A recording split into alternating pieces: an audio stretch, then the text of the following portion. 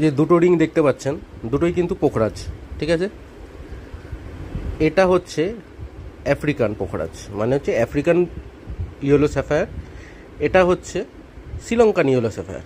দুটোই ন্যাচারাল, দুটোই কিন্তু অ্যাস্ট্রোলজিক্যাল বেনিফিটস দেয়। এবার আফ্রিকানের কালারটা এরকম কেন?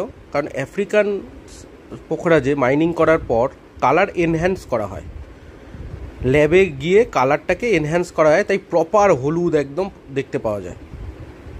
আর শ্রীলঙ্কান হচ্ছে একদম ন্যাচারাল, মাইনিং করা হলো, মাইনিং করার পর কাটিং পলিশ করে সেটা বাজারে চলে আসে। শ্রীলঙ্কান পোখরাজ বা শ্রীলঙ্কান ইয়েলো স্যাফায়ার খুব রেয়ার, এখন ধীরে ধীরে কমে যাচ্ছে, ধীরে ধীরে মার্কেট নিচ্ছে আফ্রিকান।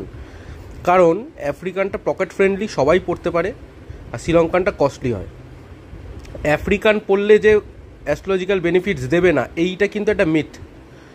এটা যে জ্যোতিষীরা বা যে অ্যাস্ট্রোলজাররা বলে যে আফ্রিকান পড়লে কাজ হবে না, সেটা কিন্তু মিথ। কিন্তু আফ্রিকানের মধ্যে যদি গ্লাস ফিল্ড হয়, আফ্রিকানে সাধারণত গ্লাস ফিল্ড হয় না, গ্লাস ফিল্ড হয় হচ্ছে গিয়ে আমাদের ব্যাংককের যেগুলো, সেগুলো গ্লাস ফিল্ড মানে এর মধ্যে কাচ দেওয়া থাকে।